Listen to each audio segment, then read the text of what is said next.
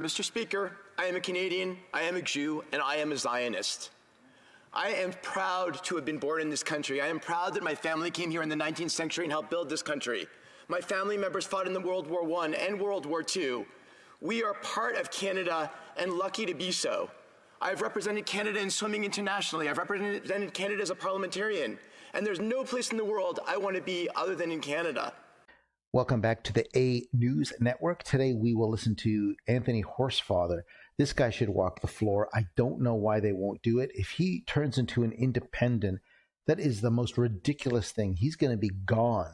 Like, there's going to be like 100 liberals gone in the next election. I have no idea why they can proudly hold Trudeau up on a pedestal and not say a bloody word. I just don't get it. Welcome to the A News Network. Don't forget to like, subscribe, and share this video. It really helps out a lot with the algorithm. Let's have a listen to HorseFather here. The Jewish community, of which I am part, is a religious community that has existed for thousands of years, but we're also a people. And we, since we've been here in 1760, have helped build this country. We got enormous opportunities, more than we've received anywhere else in history. But we've also, in academia, in law, in medicine, in physics, in science, in sports, in journalism, we have helped build this country. And 95% of Canadian Jews are Zionists. Zionism means we believe that we have a right to have one Jewish state in our ancestral homeland. Jews are indigenous to Israel. And we have had a history where Jews have faced persecution in every country in the world. We were expelled from England in 1290. We were expelled from Spain and Portugal in the 1490s. We faced the Crusades where people were killed. We were put in ghettos throughout Europe. We faced the Holocaust. Jews were expelled from Arab lands in the 40s, 50s, 60s, and 70s. And we needed one place where every Jew in the world knew if things went wrong in their country that they could go. And that is Israel, and that's what Zionism means. So when I get horrible, horrible threats and emails saying I'm a dirty Zionist instead of a dirty Jew, that's what Zionism means. So at all these demonstrations around the country, outside of synagogues, and outside of Jewish schools, and outside of Jewish community centers, where people are screaming about how horrible Zionists are, well, I am a Zionist, and I'm not embarrassed or ashamed of being a Zionist. And Canadian Jews should not have to live through what we're living through right now. My community is terrified. We are being intimidated over and over by people protesting outside of Jewish buildings. Canadian Jews have no control over what happens in the state of Israel. Yet for some reason, Jewish buildings across this country are being targeted. In my own riding, at the Jewish community offices where the Jewish Public Library and the Holocaust Museum are located, demonstrators went on private property, surrounded the building, blocked access to the building, and blocked anyone from leaving for over 3 hours. This is happening all over the place. And the demonstrators, while they are perfectly allowed and right to demonstrate wherever they want, they cannot go on private property and they can't block other people from exercising their right to free speech. If I can't enter a building because I can't hear a speaker and they block me and they yell at me and they scream at me and stop me from going in, well then their rights are infringing on my rights. And police need to step in and act as police, and all leaders across this country need to tell them to do so, because this is not fair anymore. It is too much. And Jewish Canadians just don't deserve this. On campuses across this country, Jewish students have told me horrible stories from British Columbia to Newfoundland about being intimidated on campus, about walking into dormitories and having anti-Israel slogans through the walls. They walk into a building and they're asked, are you a Zionist or not? And if they're a Zionist, supposedly they're not allowed into their dorm. This is not Canada. This is not the country that I know and love, and nobody should be forced to feel this way, which is then how I get to this motion, because the Jewish community right now is demoralized and intimidated. This motion creates one winner and one loser. Most Canadian Muslims will vastly support this motion, and they're feeling lots of pain right now in watching the events that are happening in Gaza. But Canadian Jews, if this motion is adopted, will feel tremendous pain because the way this motion is constructed, it is clearly creating a false equivalency of the State of Israel and the terrorist organization Hamas. And in the event that we want this war to end, Hamas can easily lay down arms and surrender and return the hostages and stop using citizens of Gaza as human shields.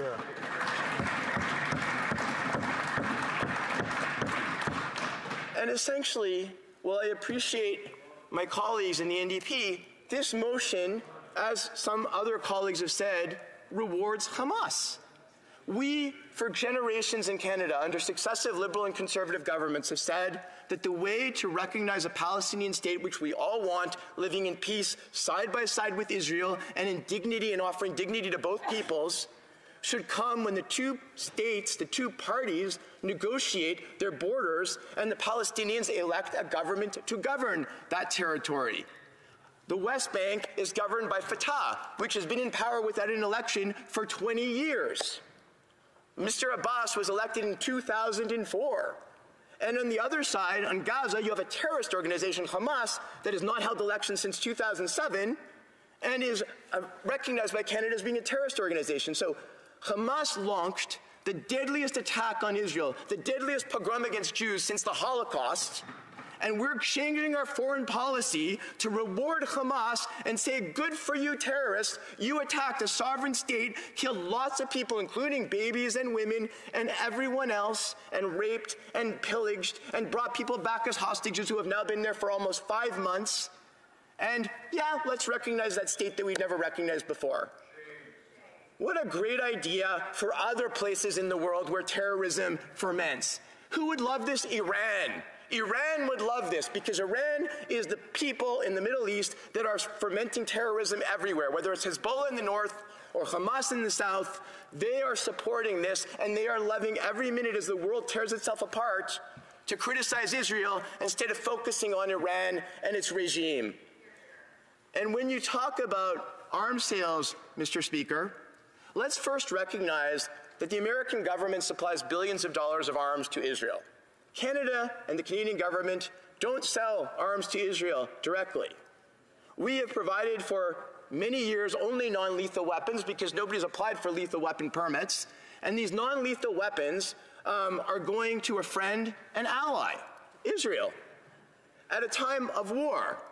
Imagine what the world would look like if all of the countries in the world, which I presume is the principle of the motion, say we will not ship arms or even non-lethal weapons to Israel, while Hamas and Hezbollah will continue to get their weapons from Iran, through Egypt, and through Lebanon.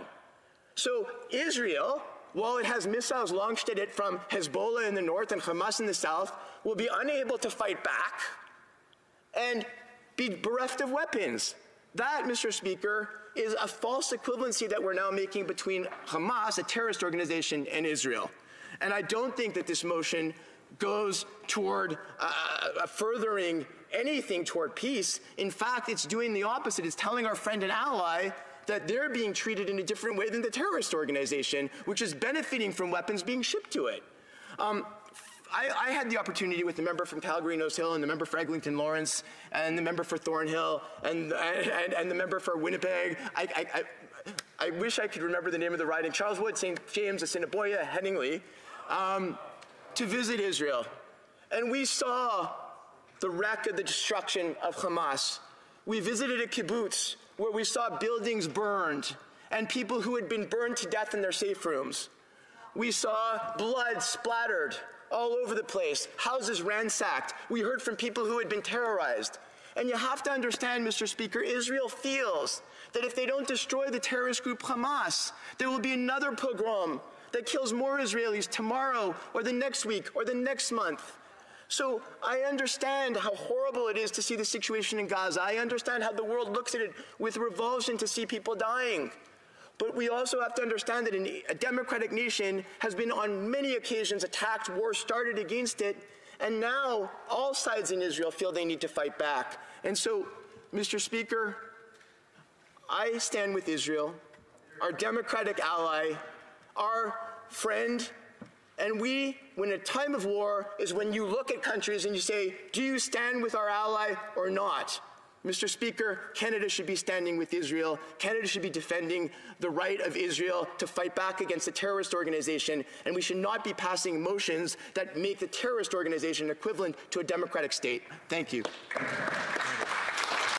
That was a really good, compassionate speech from HorseFather.